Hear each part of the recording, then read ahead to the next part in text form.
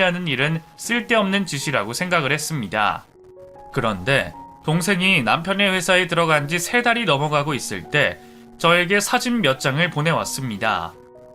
언니, 내가 보낸 사진 봤어? 형부 옆에 있는 그 여자애 우리 회사 모델인데 걔랑 형부랑 눈 맞아서 바람난 것 같아.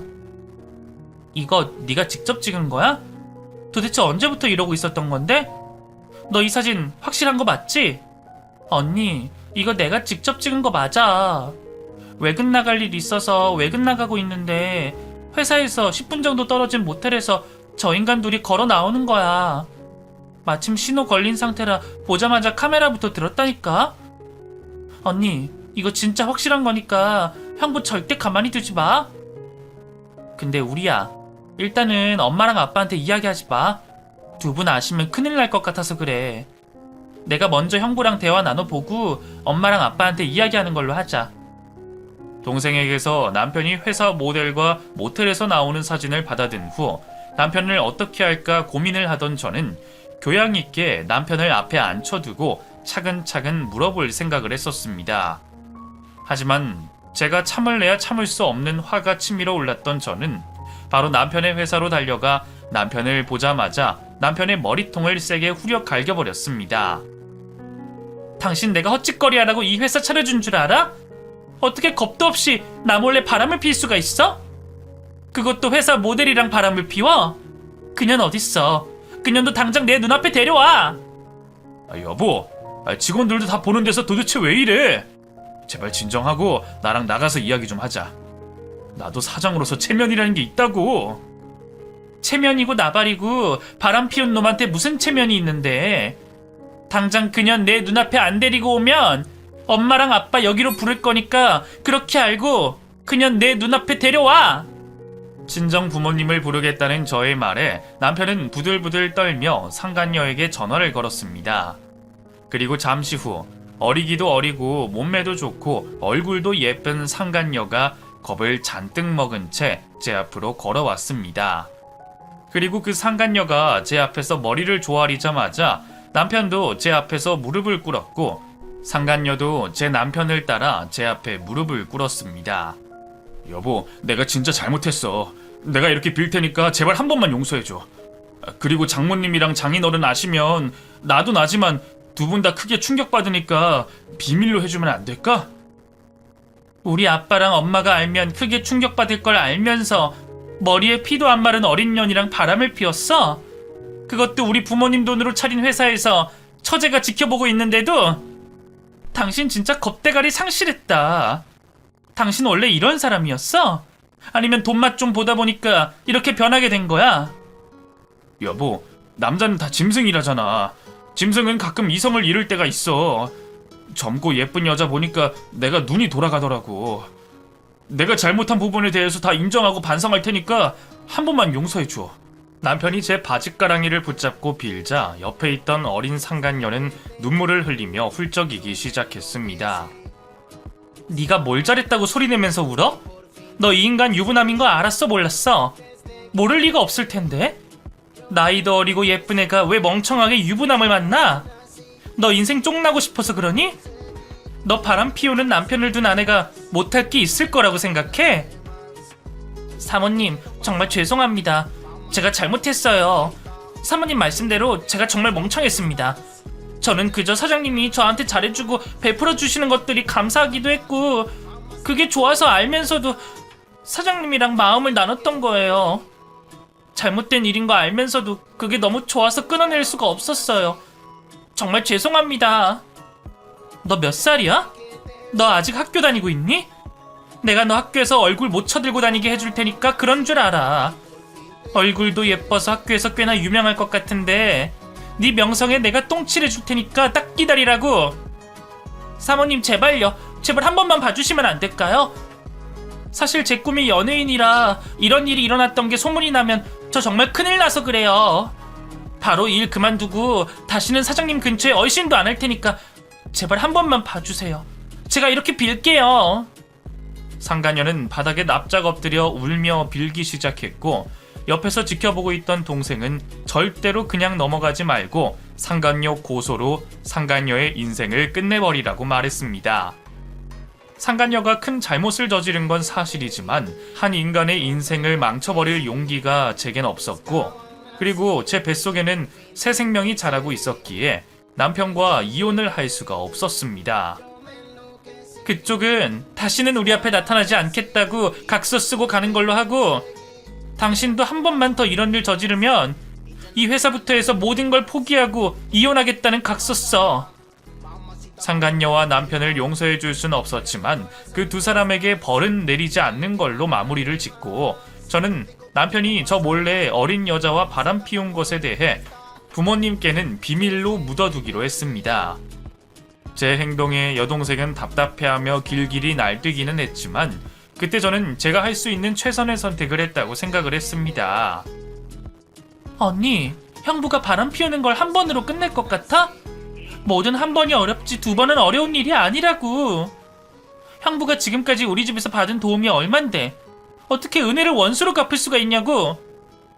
엄마랑 아빠 생각해서라도 형부 우리 집에서 쫓아내야 돼. 엄마랑 아빠를 생각해서 비밀로 묻히는 거야. 엄마랑 아빠가 알면 얼마나 배신감을 느끼겠니? 친아들보다 더 믿은 사람인데. 나 두 분한테 실망시켜드리고 싶지 않고, 그리고 뱃속에 있는 애를 생각해서라도 내 가정 지키고 싶어. 그러니까 우리 너도 언니 봐서라도 비밀로 해줘. 부탁할게. 그 이후로 남편과 저는 아무 일도 없었던 것처럼 연년생으로 아이를 둘을 낳은 후 평범한 부부처럼 지냈습니다. 물론 남들이 보기에만 평범한 부부였고, 제가 남편에게 느끼는 감정은 그 어떤 감정도 없었습니다. 그렇게 10년이라는 긴 세월이 흐르고 여동생이 제게 말했습니다. 언니, 형부 정말 정신 차렸나봐. 10년 동안 내가 옆에서 지켜보면서 수상하게 느껴진 게 단 하나도 없었고, 그리고 언니도 알겠지만 형부 그날 이후로 가정에 충실하면서 성실히 살고 있잖아. 그때 형부 많이 어리기도 했으니까 잠깐 실수한 거라고 생각하고 이젠 그만 용서해 주는 걸로 해. 저도 여동생과 비슷한 생각을 하고 있었기에 저는 남편을 앉혀두고 10년 전에 일어난 그 일에 대한 이야기를 꺼내며 허심탄회한 대화를 나눴습니다. 그리고 저희 부부는 그날 일을 잊고 아이들을 위해 사랑이 넘치는 가정을 이룰 수 있도록 노력하자고 약속을 했습니다. 그때부터 저는 남편을 다시 믿고 남편을 사랑하려고 노력하며 지내기로 마음먹었는데, 남편과 그 대화를 나눈 지 정확히 3일 뒤에 제가 운영하고 있던 타이 식당으로 10년 전 다시는 제 눈앞에 나타나지 않겠다고 각서를 썼던 남편의 상간녀가 나타났습니다. 당신이 여기가 어디라고 하? 내가 여기 있는 거 알면서 일부러 찾아온 거야? 아니면 모르고 온 거야? 10년이 흘렀다고 해서 내가 당신 얼굴 못 알아볼 거라고 생각했어? 아니면 뻔뻔하게 무슨 권리라도 주장하러 온 거야? 사모님, 그게 아니라요. 사모님한테 보여드릴 게 있어서 온 거예요. 10년 전에 사모님이 이 동네에서 태국 음식점 운영하고 있다는 이야기를 들은 기억이 있어서 찾아온 거예요. 지금 시간이 얼마나 흘렀는데 나한테 도대체 무슨 할 말이 있어서 온 거냐고. 우리는 이미 그 일 다 잊고 지내고 잘 살고 있으니까 제발 우리 좀 그만 괴롭히고 사라져 달란 말이야. 사람을 왜 끝까지 괴롭히려고 하는 건데? 사모님, 이건 다 사모님을 위한 일이에요. 사장님이 지금 무슨 짓을 벌이고 있는지 사모님은 모르시잖아요. 그날 못난 저를 용서해 주신 사모님의 은혜에 대한 보답이니까 저 좀 믿고 따라와 주세요. 도대체 저에게 무슨 말을 하고 뭘 보여주고 싶은 건지 상간녀는 발을 동동 굴리면서까지 저를 설득시켰고, 결국 저는 믿져야 본전이라는 마음으로 그 상간녀를 따라가게 됐습니다. 그런데 상간녀는 저를 다름 아닌 어느 산후조리원 앞으로 데리고 갔는데, 저는 그 건물 앞에서 상간녀에게 화를 낼 수밖에 없었습니다. 당신 설마 우리 애 아빠 다시 만나서 애까지 낳은 거야? 당신이 낳은 우리 남편애 보여주려고 여기로 날 데리고 온 거고? 당신 진짜 미쳤어? 사모님, 여기는 제가 일하고 있는 곳이에요. 10년 전에 그 일 있고 난 이후로 저는 연예인 되는 걸 포기하고 간호학과에 다시 입학을 했어요. 그리고 졸업 후에 여기서 취직을 한 거고요. 어쨌든 일단은 저 믿고 저 좀 따라와 주세요.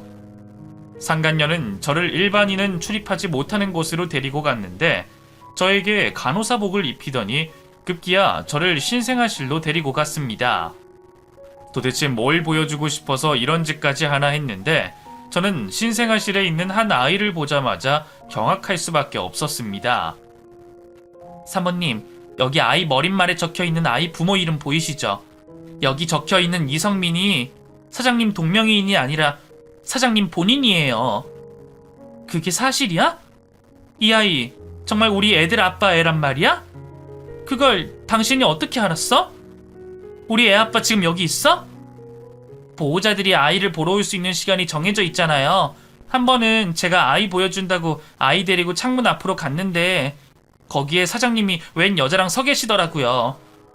제가 모자도 쓰고 마스크도 써서 사장님이 저를 못 알아보셨는데 저는 사장님을 똑똑히 알아봤어요. 처음엔 사장님이 지난 10년 사이에 사모님이랑 이혼하시고 다른 여자랑 재혼한 건가 싶었는데 그게 아닌 것 같더라고요. 그걸 당신이 어떻게 알았어? 아니, 그건 그렇다 치고 10년 동안 이 인간 또 바람 피나 안 피나 두 눈 시퍼렇게 뜨고 감시했는데 이 인간 도대체 언제 또 바람을 피운 거야? 저는 결국 산후조리원 건물 비상계단에 주저앉고 말았고 10년 전 남편과 바람이 났던 상간녀는 그런 저를 부축해줬습니다. 저희 산후조리원 원장님 바로 밑에서 일하는 실장님이 계시는데 그분이 사장님 친구라고 하시더라고요. 근데 그 실장님이 산후조리원에 소문을 내셨어요. 가정 있는 남자가 어린 여자 만나서 애 낳고 본처 몰래 저러고 있다고요. 그래서 저도 사장님이 재혼을 하신 게 아니라 바람이 나신 걸 알게 됐고 사모님이 생각이 나서 사모님을 찾아간 거였어요. 아무리 그래도 그쪽이 나 도와줄 이유는 없을 것 같은데? 괜히 이러다가 그쪽한테 피해갈 수도 있고 모른 척해도 충분한 일인데 왜 나 도와주는 거야? 그날 사모님이 저를 용서해 주실 때 표정이 잊혀지지 않기도 했고요. 그때 사장님이랑 끝내던 당시에 사장님이 제가 혼자 사는 자취방으로 찾아와서 저희 집 물건 다 부쉈던 게 제 마음에 한으로 남아있어서 그래요. 같이 잘못해놓고 마치 저 때문에 자기 인생 망쳤다는 식으로 저한테 욕을 퍼붓더라고요. 그때 제 나이가 많이 어려서 무서워서 아무것도 못했었는데 지금이라도 이렇게 복수하고 싶었어요. 두 번의 용서는 없다고 생각했던 저는 바로 이 사실을 여동생에게 알렸고 여동생은 증거부터 모아야 되지 않겠냐며 자신이 남편을 미행하겠다고 말해줬습니다. 언니, 내가 형부 몰래 미행해 볼 테니까 일단은 티내지 말고 있어.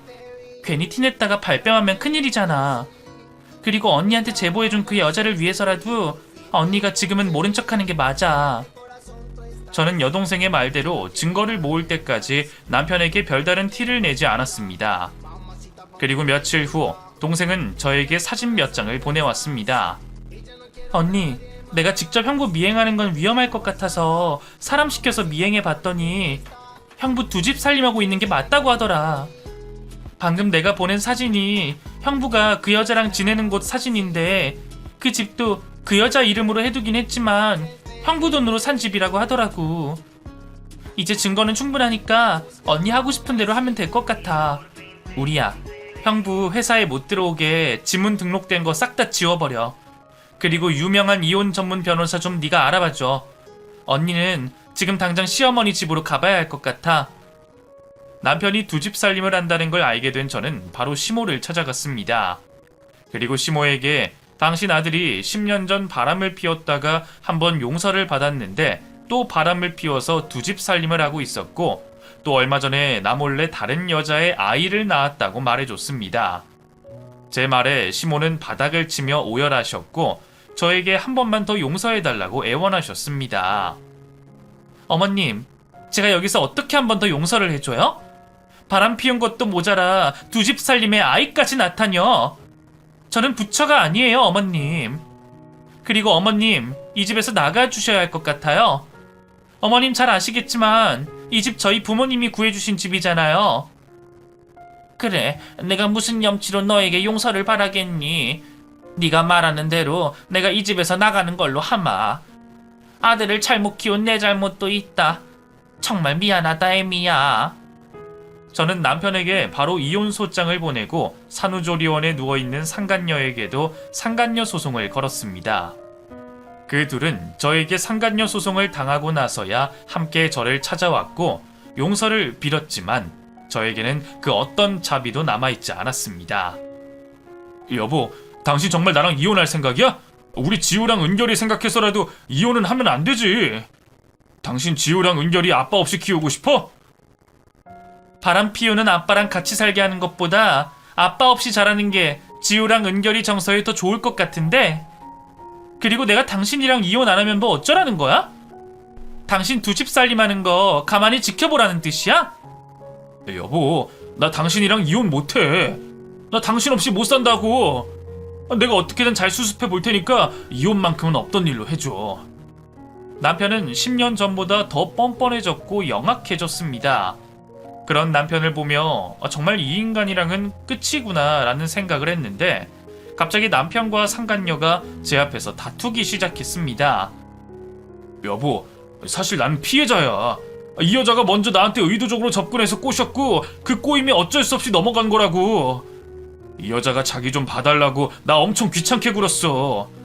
어린애가 옆에서 앵앵대는데 모른 척 할 수만은 없더라고. 잠깐 달래준다고 만나는 게 이 사단까지는 안 거야. 무슨 소리 하세요? 사장님이 먼저 저 꼬셨잖아요. 제 나이 이제 겨우 21살이라고요. 제가 왜 40 다 된 애 둘 있는 아저씨를 먼저 꼬시겠어요? 사장님이 먼저 용돈 주고 비싼 거 사주면서 꼬셨잖아요. 겨우 21살이 된 상간녀는 그제야 남편이 믿을 만한 남자가 아니라는 걸 깨달았는지 품에 안고 있던 자신의 아이를 제게 건네려고 했습니다. 제 아이 그쪽 드릴게요. 그쪽 남편 애니까 그쪽이 키우시면 되는 거 아니에요? 드라마 같은 데 보면 남편이 바람펴서 낳아온 아이 본처가 데려가 키우고 이혼 안 하던데 두 분도 그러시면 되겠네요. 내가 미쳤다고 더러운 연놈들이 낳은 애를 키워? 네가 낳은 애 네가 책임지고 이 쓰레기 같은 인간도 네가 데려가서 데리고 살아. 조카뻘인 여자를 꼬셔 아이를 낳게 만든 남편이나 애 둘 있는 유부남을 만나 애를 낳은 상간녀나 그놈이 그놈이라는 생각이 들었고 제 남편의 수준이 겨우 그것밖에 안 된다는 사실이 남편이 바람을 피웠다는 사실보다 더 저를 괴롭게 만들었습니다. 그리고 두 번의 용서는 없었던 저는 젊은 친구들이 많이 하는 SNS와 다니고 있던 학교에서 예쁘기로 유명한 남편의 상간녀를 애 둘 있는 유부남을 꼬신 상간녀라고 소문을 냈고 그 이후 상간녀가 흔적도 남지 못하게 사라지게 만들어 버렸습니다. 그리고 그 후 제 남편은 모든 사실을 알게 된 저희 부모님에게서 복날에 개 맞듯 맞은 뒤 집에서 쫓겨났는데 10년 전 저에게 한 번 더 바람을 피우면 모든 재산을 포기하고 떠나겠다는 각서대로 돈 한 푼도 챙기지 못하고 쫓겨나게 됐습니다. 이런 일에 대해 아무것도 모르는 아이들은 아빠랑 떨어져 살아야 된다는 사실을 받아들이지 못하고 힘들어하고 있지만 저는 아이들에게 원망을 듣더라도 남편이 바람을 피웠다는 사실을 아이들이 이해할 수 있는 나이가 될 때까지 비밀로 해둘 생각입니다. 나이 지긋이 드신 저희 부모님들도 아직 사위가 바람을 2번이나 피웠다는 사실을 받아들이지 못하고 괴로워하시는데 어린 제 아이들이 알게 되면 얼마나 괴로워할지 상상만 해도 끔찍합니다. 비록 남편의 잘못 때문이긴 하지만 그런 남편을 잘못 골라 만나 살았던 것도 제 잘못이고 바람 피운 놈 또 피울 수 있다는 사실을 망각한 채 10년 전 남편의 바람을 용서해줬던 것도 저의 잘못이라 생각을 합니다. 그래서 저는 이 두 가지 이유로 부모님에겐 불효자고 아이들에겐 이기적인 엄마일 수밖에 없게 됐습니다. 사실 지금 가장 힘든 건 저인데 제가 위로받을 수 있는 곳은 그 어떤 곳도 없습니다. 제 이야기를 들으신 여러분들이 저를 가엽게 여겨주시고 저에게 위로의 한 말씀씩 해주셨으면 합니다.